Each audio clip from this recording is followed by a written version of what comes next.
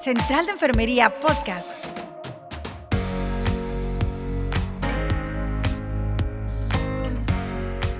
Hola, ¿qué tal? Bienvenidos a otro episodio de Central de Enfermería Podcast. En esta ocasión presentando un tema que es muy interesante tanto como para el personal de salud como para la comunidad en general. Espero que sea de su agrado, pero vamos a presentar a nuestra invitada de honor, no sin antes saludarte, Lore. ¿Cómo estás? ¿Cómo has estado este día? ¿Cómo te va? ¿Y cómo te sientes? Hola, ¿qué tal? Muy emocionada por el tema que vamos a ver hoy, que es de amplia relevancia en todo principalmente lo que nos dedicamos, y sobre todo ver en qué momento es necesario acudir a atención médica, a veces cuando decimos que se trata de una emergencia o de una urgencia, que no siempre lo es, pero la gente a veces es su sentir y por eso acuden más al servicio. Exacto. Y pues para hablarnos en su amplia experiencia, está con nosotros una invitadaza de honor, la doctora Lisette Frausto Sandoval, médico urgenciólogo desde hace 12 años, egresada de Xochicalco, y nos va a hablar del tema urgencias y emergencias por su amplia experiencia en esta área. Doctora, bienvenida, muchísimo gusto de conocerlo, no tenía el gusto, y muchísimas gracias por haber aceptado la invitación. Hola, muchas gracias. Es un gusto estar aquí y poder informarles a la población abierta, al personal de salud, los casos diferentes entre lo que es una urgencia y una emergencia, ¿no? Y cualquier duda que pueda yo responderles, pues igual, ¿no? Estoy aquí para ayudarles. ¿Quieren que ya empiece a desarrollar? Quiero nomás ampliar una información acerca de la doctora.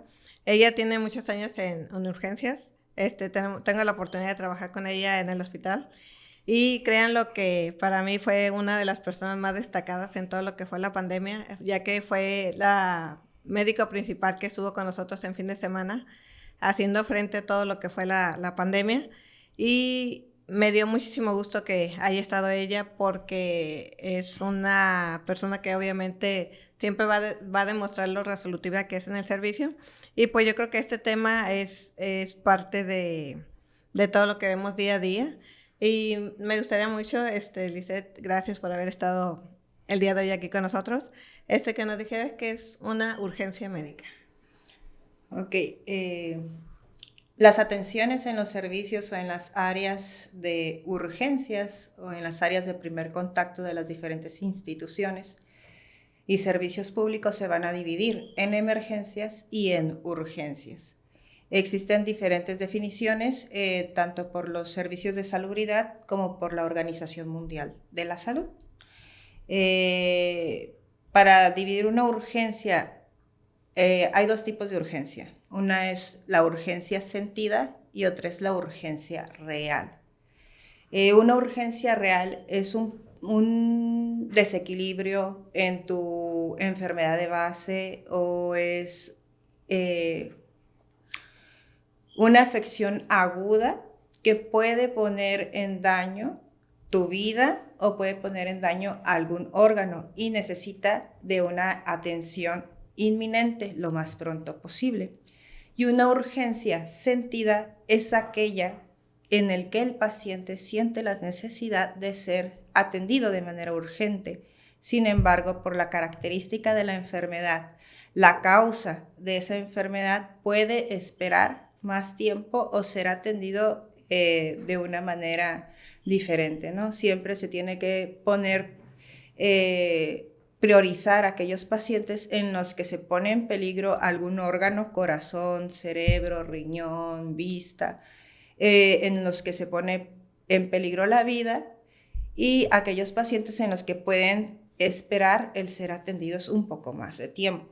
Obviamente es difícil, ¿no? Cuando uno llega a un hospital que llega con dolor, para uno es una urgencia, a mí me duele y me urge que me soluciones.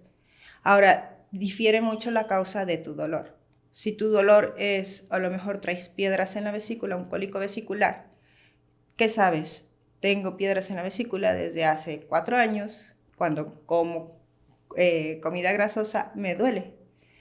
Y hoy tengo la urgencia de que me atiendas porque me duele. Y no me lo puedo controlar yo, ¿no? O no se me quita. Ok, pero en realidad, si no traes una complicación de la vía biliar o una complicación de la vesícula, el control del dolor puede esperar un poco a que se atiendan aquellos pacientes que pueden en realidad complicarse y tener un desenlace peor si no son atendidos en ese momento.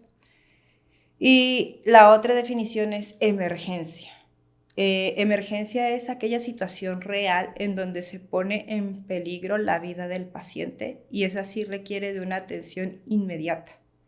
Existen varios tipos de emergencias, difieren pues de las diferentes enfermedades, ¿no? Hay emergencias oncológicas, emergencias oftálmicas, emergencias cerebrales. Entonces, no siempre es una emergencia que el paciente que vemos que se está desangrando. No, también puede ser una emergencia que el paciente que vemos que tiene la mano en el pecho, si se está infartando. Entonces, esos pacientes requieren una atención prioritaria. Inclusive son aquellos pacientes en los que se debe de iniciar maniobras de resucitación inmediata para estabilizarlo y para poder pues restablecer de alguna manera su salud y continuar su tratamiento. Es por eso que se difiere mucho, ¿no? En veces uno dice, ay, voy a urgencias y el hospital dice urgencias. Y luego ahí tenemos las tablas de triage, que ahí dice triage, y a veces la gente es como las va a interpretar también, como nosotros queremos emitir esa información de que si te duele el pecho, te duele, no sé, traes una crisis de alta presión, traes el azúcar muy alto, todo eso ya es atención inmediata.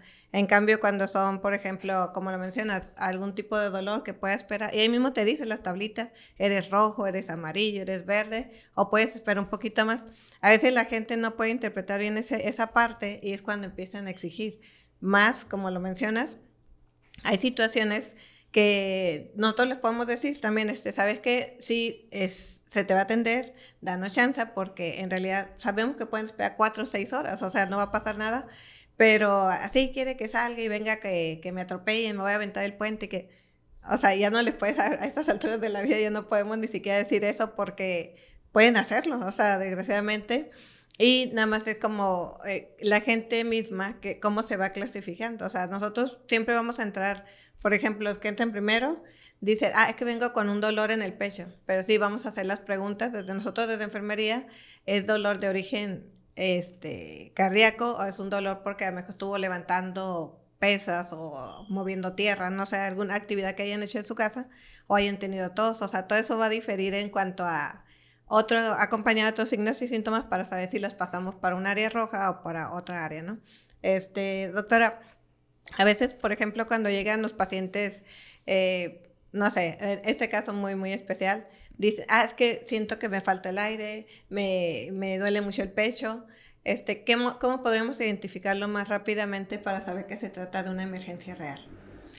Ok, normalmente cuando uno hace un triage, ¿no? Inicialmente pues haces el triage visual, ¿no? Hay factores de riesgo para enfermedades cardiovasculares, es infarto, angina, arritmias, o sea, que son muy específicas, ¿no? De los diferentes grupos, ¿no? Tanto los varones son más propensos a tener padecimientos de origen cardíaco.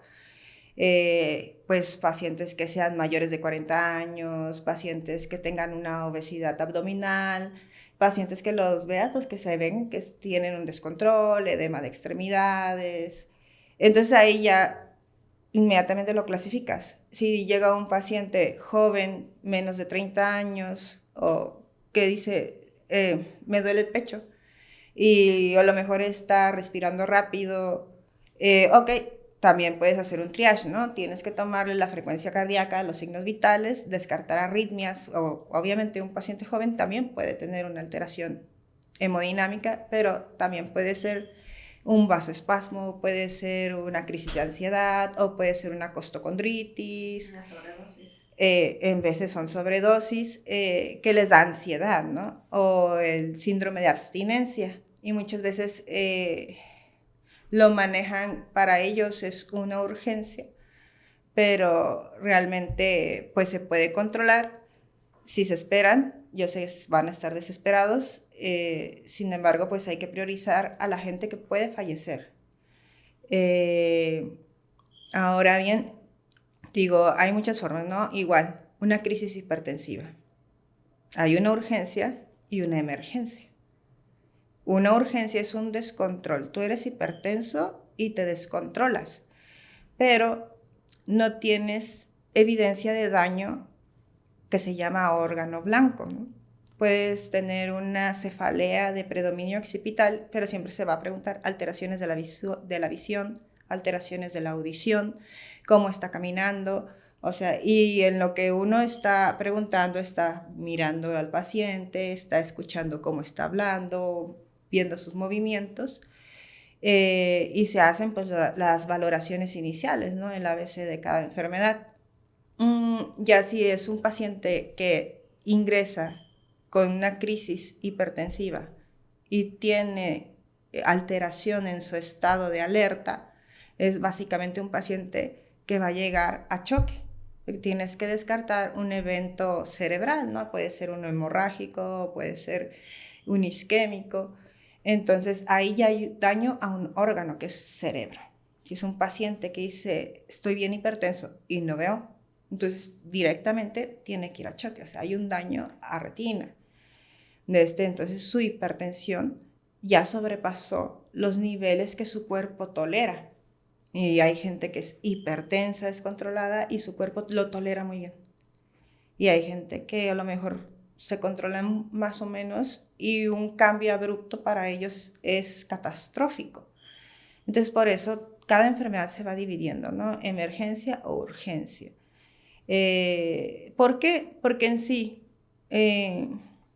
emergencias, ¿no? Puede ser una causa aguda, accidente, que te atropellen, que te ataquen, que te balacen. Ahí no tienes un antecedente de una enfermedad. Y puede ser tu enfermedad de base, eres diabético, eres hipertenso, eres cardiópata y me descompensé. Y no estoy igual que como estaba ayer o que como estaba hace 4 horas. O sea, me descompensé y me siento mal. Ahora hay que valorar esa descompensación, qué tan severa es, si se puede controlar o si es una descompensación severa. Es lo mismo, diabetes mellitus. Llegan en veces muchos diabéticos, me siento mal. Y vine porque me tomé la glucosa y traigo 500. Muy bien. Y ahí ya se valora, toleras la vía oral, estás tomando los líquidos, o sea, se valora la hidratación, el volumen, se toma una gasometría inicial y se descarta una descompensación más severa, que son 2, ¿no? La cetoacidosis diabética y el estado hiperosmolar, que ya son emergencias diabéticas, se tienen que tratar en una cama, se tienen que tratar diferente. Y una descompensación, un descontrol, diabético, se puede iniciar, un control inicial en urgencias y continuar por la consulta. Y continuar con dieta, continuar, o sea, con hidratación. Y eso es en casa muchas veces. Yo creo que la concientización de todo esto, en cuanto al que se apeguen a un tratamiento médico, que se peguen a hábitos alimenticios, o sea, nos ha costado, yo creo que a todo el sector salud nos ha costado muchísimo, porque la gente llega, sí, con una crisis hipertensiva, se sube mucho la presión o el azúcar, porque ya no tuvieron ganas de tomar pastillas, ya no tuvieron ganas de inyectarse, ya no tienen ganas de... Y a veces tú ves el otro lado de la moneda donde dices, es que en realidad el medicamento es carísimo. O sea, si no se lo otorgan, es carísimo. O sea, tú ves una ampolleta de las garglinas, por ejemplo, están en 800 pesos, las agujitas y todo eso. Alimentación, wow, con lo que tienen comen. O sea, y también se descompensan. O sea, yo creo que es algo que tristemente se ve aquí en nuestro país, que cómo llegan los pacientes afectados porque en realidad no tienen para conseguir pastillas. Hay muchos grupos de ayuda donde piden medicamentos para controlarse y si no se los consiguen, o sea, los vemos allá en el hospital.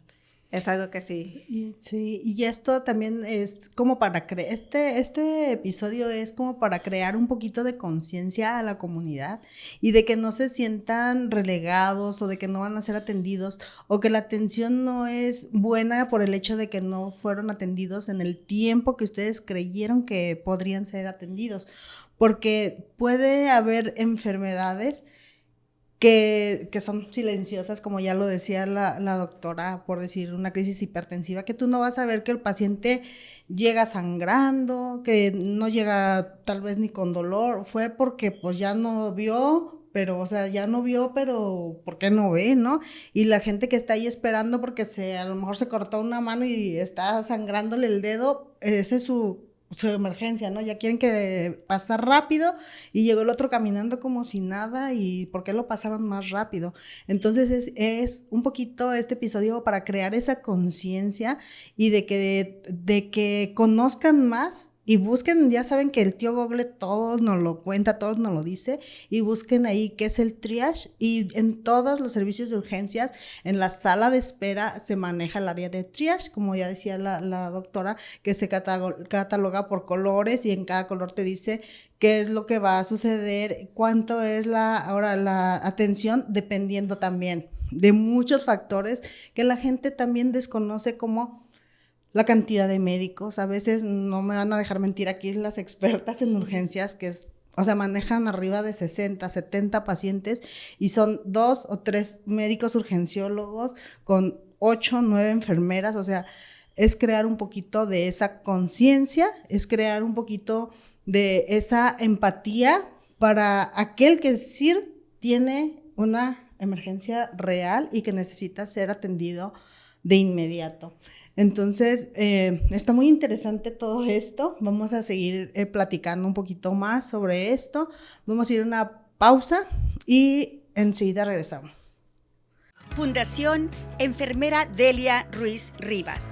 Somos una organización que pretende alcanzar las expectativas y deseos de colocar a la enfermería en un estatus de reconocimiento y evolución creciente. Buscamos generar programas pedagógicos innovadores, destacar a la enfermera como creadora de nuevos paradigmas en salud. También buscamos crear un modelo de excelencia centrado en el bienestar y crecimiento profesional y personal de la enfermería de Tijuana. Síguenos en nuestras redes sociales, en Facebook como Fundación Enfermera Delia Ruiz Rivas, en Instagram como Fundación Delia Ruiz Rivas, en YouTube como Fundación Delia Ruiz Rivas, o también puedes contactarnos por correo electrónico escribiendo a contacto@fundaciondeliaruizrivas.org. Bueno, regresando aquí a la plática que tenemos aquí con la doctora Frausto, hay una parte bien importante que yo creo que hemos visto. A veces yo creo que lo resentimos más en un área de urgencias porque ahí estamos, ¿no? De cómo llegan los pacientes con muchas afecciones, pero viejas, o sea, que no son del momento, simplemente porque hoy se me antojó ir, hoy voy. Y luego se enojan porque no los pasan, porque hay un triage de los de control de acceso, que ellos son obviamente los que registran a los pacientes y de ahí dicen, puede esperar, puede pasar, o sea, ellos mismos pasan a la gente que llegan a ver mal. Por ejemplo, doctora, ahorita estamos hablando muy enfocado a lo que son las crisis hipertensivas. Yo creo que hay otra parte también importante, que son todo lo que es crisis por pacientes diabéticos. ¿Qué cree que sea lo más importante en los pacientes, por ejemplo, para que se decidan acudir? No tanto un hospital como tal, sino que a un centro de salud. ¿En qué momento cree que puedan ir esos pacientes? En el caso de las crisis hipertensivas, pues puede ser un cambio abrupto de la presión arterial, ¿no? Eso se debe normalmente al antecedente de que se suspendió el medicamento o de que se tuvo una ingesta de alimentos ricos en sal y pues se causó una crisis, ¿no?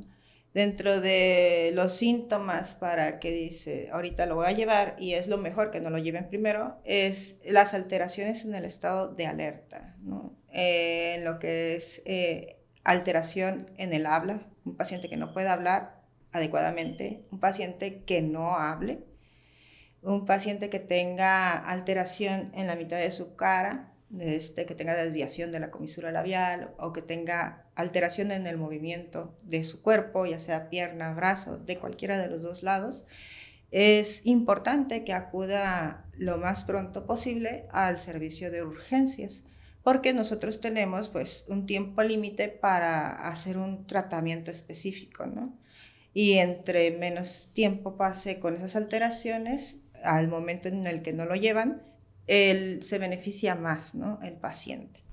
Y se le puede ofrecer más al paciente que cuando no lo llevan en veces 24 horas después. O pues empezó el viernes y te lo traje hoy, que es domingo. Entonces ahí sí ya no podemos hacer nada más que vigilancia, terminar de controlar la presión y evitar pues un poco más complicaciones más a futuro, pero no en sí causar o tratar de tener una mejoría del paciente, ¿no? Síntomas, náuseas, vómito, alteraciones para la deambulación, como ya había dicho, alteraciones en la audición, alteraciones en la visión, pues sí se tienen que presentar a valoración, ¿no? Inicialmente pues se les hace el triage, se les toma la presión y hay ciertos límites, ¿no?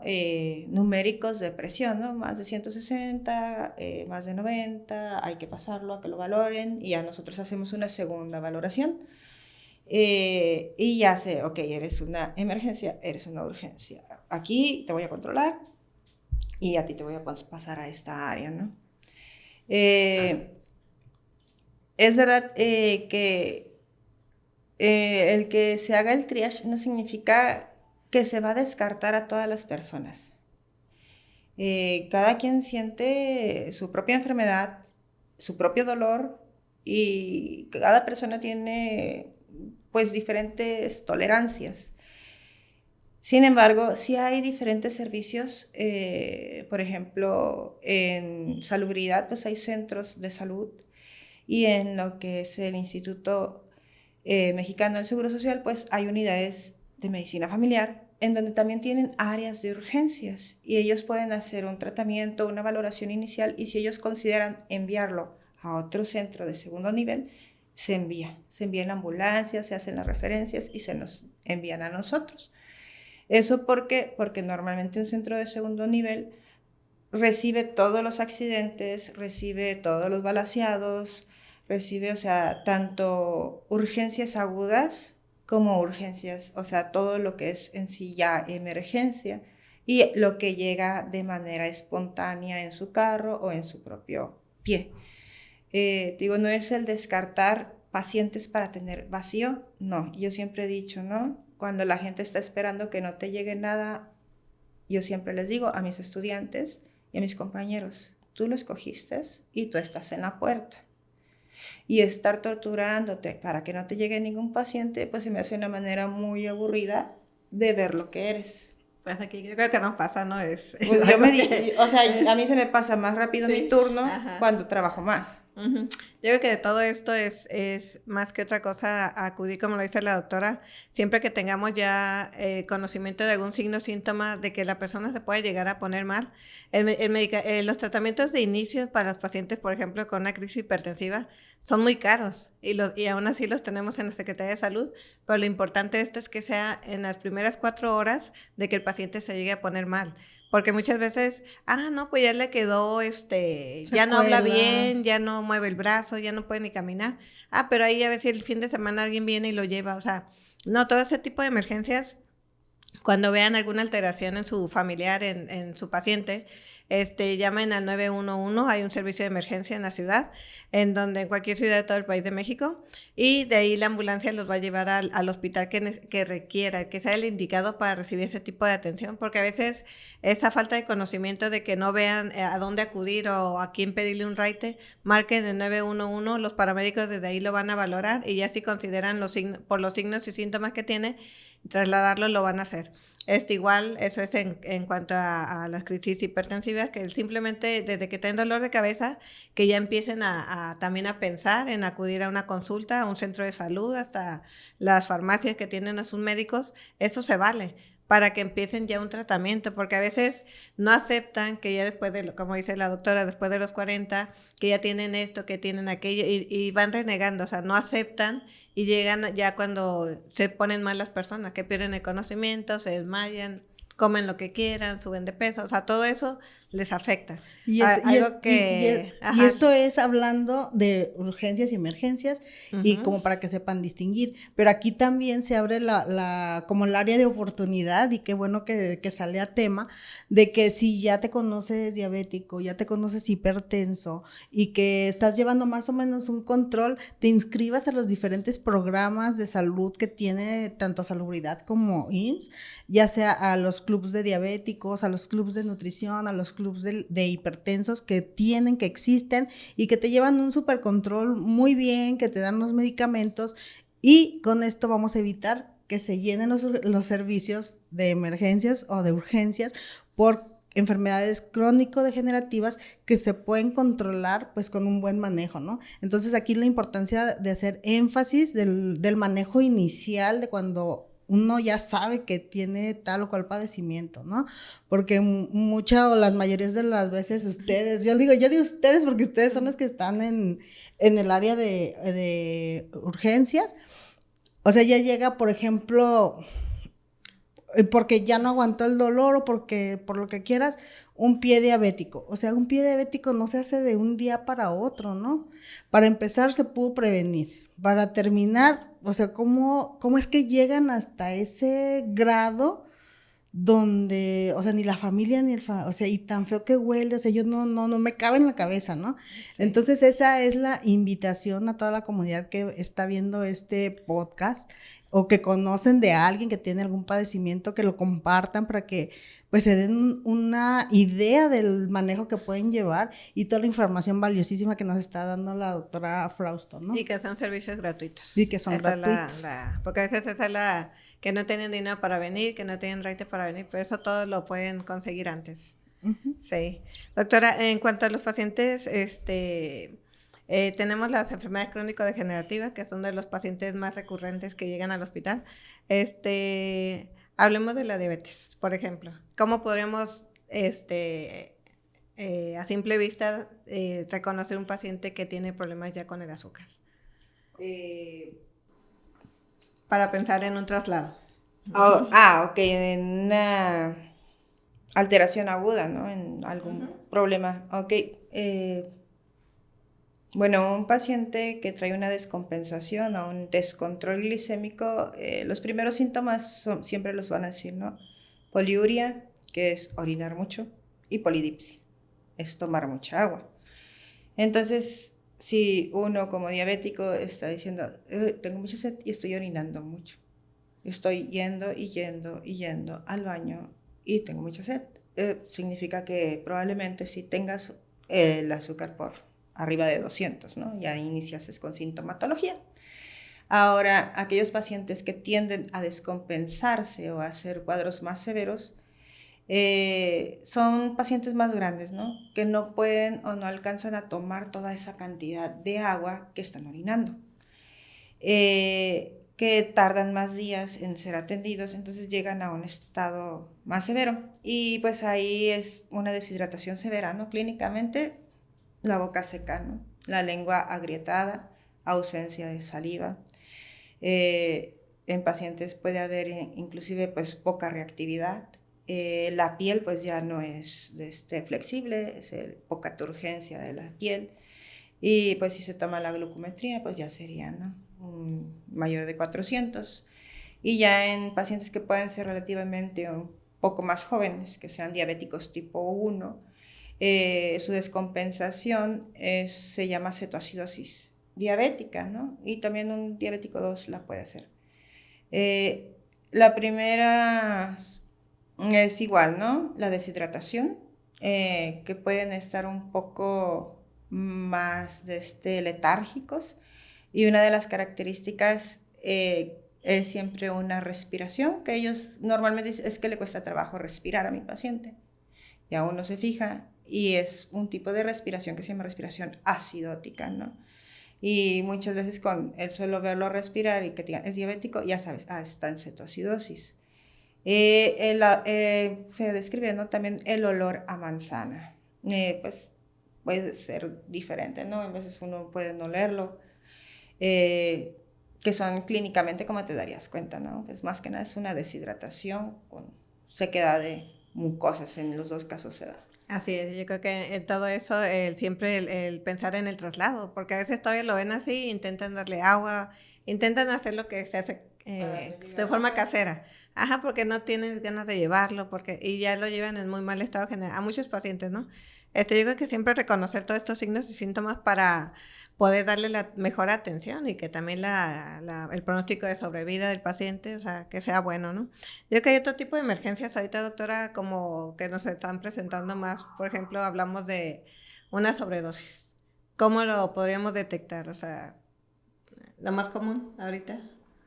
Bueno, en casos de sobredosis, existen sobredosis de cualquier cosa, ¿no? De cualquier medicamento, y sobredosis que se llama de drogas de abuso, ¿no? O de uso recreativo. Ahorita, pues, es el uso de fentanil, es la que se ha estado viviendo en los últimos años. También es común la sobredosis de cristal, la sobredosis de cocaína. Pues en este tipo, pues puede haber pacientes que están descontrolados, es decir, que traen un brote que pareciese ser psicótico, pero es que traen una sobredosis medicamentosa. Y hay pacientes, que es lo que más se ve ahora, que son pacientes que se quedan dormidos y que dejan de respirar por periodos, y eso se llama apnea. Y ese paro respiratorio momentáneo puede llegar a ser sostenido y eso les va a llevar a falta de oxígeno, ¿no?, cerebral, y van a terminar en hacer un paro, ¿no? Entonces, una sobredosis severa que se da en pacientes más jóvenes es eso, ¿no?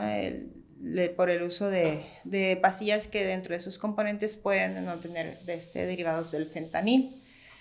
Y ahí ese es el paciente que te encuentras dormido y no lo puedes despertar, o sea, que está con sus amigos, y en veces son varios. O sea, nos ha dado casos en el hospital que ingresan, pues que estaban varios amigos juntos y pues van ingresando, y uno pues va atendiendo al que sí está en paro respiratorio, y a los demás pues canalízalo, ve haciéndole esto, y te enfocas al más grave y ya después ves al que sí, o sea, para tratar de mantenerlos a todos, darles el antídoto, darles el manejo inicial, la protección de la respiración y todo eso, ¿no? Que también pues, es una urgencia, pues son pacientes jóvenes, ¿no? Siempre un paciente joven pues tiene toda la vida por delante, ¿no?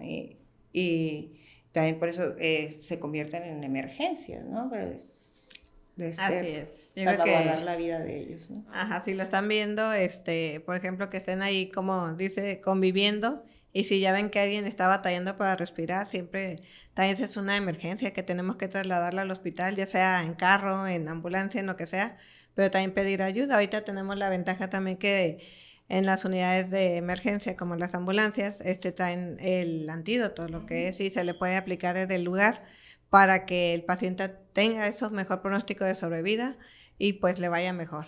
Yo creo que es parte de lo que se vive del día a día. Yo creo que otra de los pacientes que llegan y que a veces dices, tú lo trajeron por esto, o sea, como uno de alcoholizado, por ejemplo, pero lo llevan inconsciente, o sea, y ahí sí también es candidato. Que podemos, por ejemplo, a veces se emiten las recomendaciones de cómo tenerlo en casa, ¿no? Mientras se le pasa, porque a veces un paciente alcoholizado, si no está al 100 inconsciente, nos puede agredir. O sea, una desventaja para nosotros. Pero ya cuando llegan totalmente inconscientes, sí son candidatos a que se internen.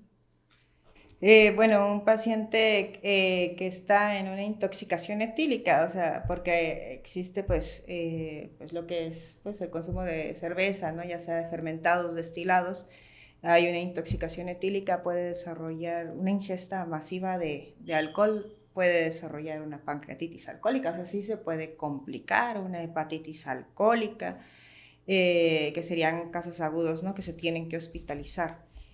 y pues un paciente que está en una fiesta y se pasó de cervezas y está muy alcoholizado, normalmente es difícil tratarlos porque llegan con la gente con la que estuvieron, ¿no? Y probablemente algunos de ellos también tomaron. Entonces todos sienten ansiedad, ¿no? Y en vez de sí el decir, ¿sabes qué? No le va a pasar nada, nada más se pasó de copas. Es difícil, ¿no? Y tratar de explicarles a los familiares también es difícil, porque tienden a molestarse. Sin embargo, no significa que, si está ahí, déjalo en la casa, ¿no? Pues, o sea, si se le pasó, cuídalo, ve cómo está respirando, ponlo de lado, que no se broncoaspira si está muy borracho, o sea, porque todo eso puede suceder. Pues obviamente lo mejor es no tomar hasta ese grado, es evitar, ¿no? La causa de la complicación. Digo, sí se atienden, aunque tengan intoxicación etílica. ¿Por qué? Porque, digo, hay complicaciones, sí. Y aquellos pacientes que ingresan con datos de esas complicaciones se quedan hospitalizados. Y también puede haber intoxicación por alcohol adulterado, que es muy diferente. O sea, un chavo que salió a una fiesta y no supo, lo hizo sin intención, pero le tocó alcohol adulterado, etilenglicol. Entonces hacen, o sea, otra complicación que se tiene que tratar intrahospitalariamente porque puede causar una falla hepática. Y sí es cierto, todo eso, lo alterado en cuestión de todo lo que ingieren. No sabemos a veces cuántas chicas van como inconscientes, van en calidad inconscientes porque estaban tomando y ya no supieron de ellas. Hombres, mujeres, muchos chiquitos, o sea, toda la edad de los 18 a los 23 años, 24 años, todos los que están siendo afectados ahorita por todo eso y no sabemos ni en qué lugar. Bueno, sí sabemos, porque los mismos jóvenes lo refieren, estábamos en tal lugar a tal hora y nos dieron esto de cortesía y ya no supimos de nosotros. Y es bien increíble, o sea, cuánto cuidado tener al momento de estar ingiriendo bebidas abiertas, por ejemplo, en un lugar de recreación, como puede ser cualquier antro, ¿no? Aquí de la ciudad, pero sí el cuidado de todo, igual cuando llegan a estar en la etapa también, por ejemplo, de del consumo de drogas, de algún tipo de droga que ya lo hacen por recreación, pero también pues ya no sé cómo decirte, la calidad de lo que están ingresando a su cuerpo está bien difícil. O sea, yo sí lo veo porque los muchachos dicen que nomás es esto, yo siempre lo he usado, pero ahora, mira, no lo pueden controlar. Y van y vienen, y van y vienen, y van. Dije, wow, digo, pobrecito, ¿no? Pues están en la edad de que tienen casi como la oportunidad de probar todo eso, pero ya cuando ves qué mal la están pasando, porque es que se me va a salir el corazón, se me va a salir el corazón. Y sí, o sea, tú ves y las taquicardias al 1000, y dices, ay, y pues de aquí a que les haga efecto lo que le demos ahí en el hospital, está difícil. Y también dentro de las enfermedades están el área de lo psicológico, que por ejemplo llega la señorita que se quiso suicidar porque la dejó el novio y que llega respirando y que llega que ya no, o sea, y que los tienes que atender, ¿no? Pero pues tú dices, la dejó el novio, como que hasta cierto punto tienes como ya noción de lo que tienes que hacer, pero la familia no sabe. Entonces, otra vez viene la invitación a no se enojen. En serio que el personal que está en las áreas de urgencia está altamente capacitado para hacer esa diferenciación y que ustedes se sientan seguros y sepan que van a ser atendidos. No con la oportunidad o con lo que ustedes creen que va a ser tan rápido, porque, como dice la doctora, o sea, a mí me duele y mi urgencia o mi emergencia es quítame el dolor, o sea, ya no lo aguanto, ya no lo resisto, pero existe otro momento adentro que ustedes no ven, donde están atendiendo un paro cardíaco, donde están transfundiendo sangre porque va a pasar a quirófano, o donde lo están preparando porque ya necesita ser intervenido de urgencia, ¿no? Existen también, por ejemplo, las crisis de psiquiátricos, pacientes psiquiátricos que llegan incontrolables y que también son de de alta peligrosidad para tanto como para los médicos como enfermería y el personal en general, ¿no? Y ahí también, ¿qué hacen? ¿Cómo los diferencian? ¿Cómo diferencian? ¿Esto es urgente que se atienda o vamos a darle no sé, cómo lo manejan? Las crisis, por decir, de esquizofrenia, crisis donde llegan que se quiso suicidar o que se quiso mutilar, que se quisieron hacer daño, ¿no? Un daño inminente y que, pues si lo dejan en donde lo encontraron, pues podría acabar con su vida.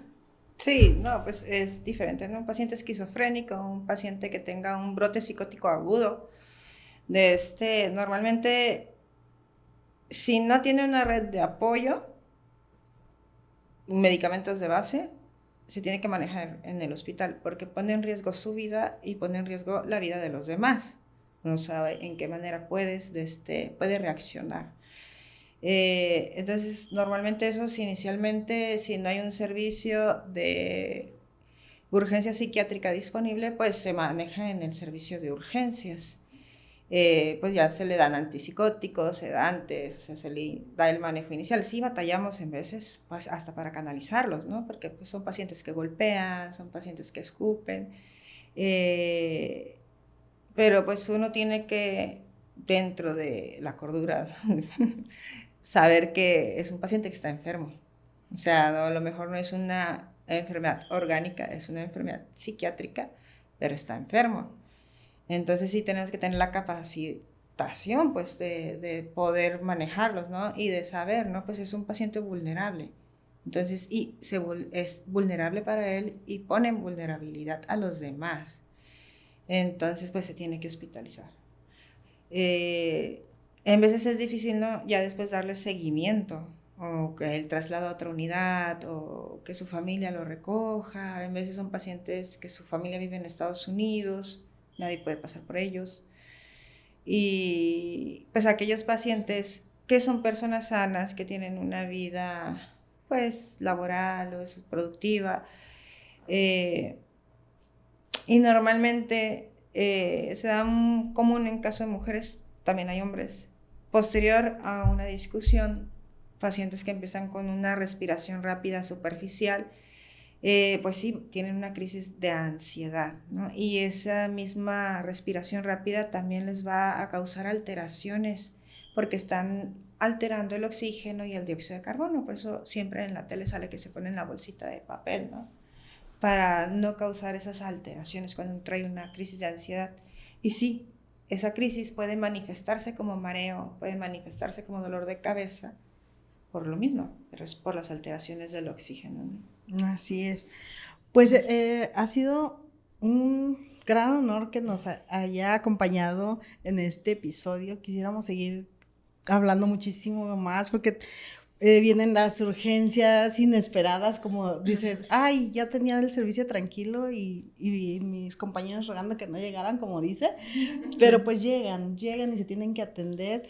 Es admirable el trabajo que ustedes hacen, de verdad que sí, me ha tocado estar con mi padre en el servicio de urgencias y es admirable, no por el hecho de ser enfermera, sino por el hecho de la calidez humana con que se atienden, pero sí cuesta trabajo para las personas que no tienen la visión de lo que ocurre dentro de los hospitales, y creo que este episodio les va a servir, van a entender un poquito más e investiguen, como les digo, Google todo lo sabe, investiguen qué es el triage, cómo se categoriza cada enfermedad, y para que cuando vayan a un servicio piensen que pues no va a ser tan inmediato, o sí, en realidad es una emergencia de ya, ¿no?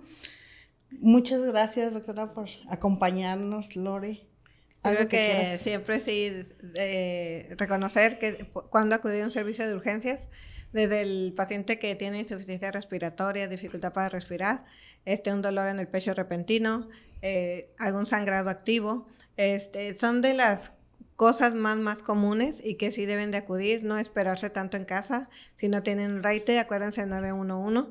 Es un servicio gratuito y va a ir la ambulancia hasta su casa y de ahí la van a trasladar al hospital que ustedes tengan afiliación. Si no tienen, van al hospital general, pero si en realidad requieren de una atención, no esperen tanto, dolores de cabeza, dolores de abdomen, de cualquier parte, vayan a un centro de salud para que empiecen un tratamiento médico a temprana hora y sobre todo cómprense un baumanómetro para tomarse la presión en la muñeca, esos son muy económicos. Y si hay diabéticos en su casa, también comprarse un glucómetro, también para estar pendientes. Yo sé que todos tienen prioridades, pero los ves con un buen celular y no se toman la presión nunca y pues ni hablar. Doctora, mil gracias, gracias, por fin se nos hizo estar contigo aquí y un enorme placer y... No, gracias, espero poder ayudar cuando se ocupe y muchas gracias por invitarme. Bueno, pues no me queda más que despedir este episodio, no sin antes invitarlos a que compartan este podcast, sigan la página de la Fundación de Enfermera Delia Ruiz Rivas y compartan para que estos episodios puedan seguir al aire por mucho más tiempo. Gracias.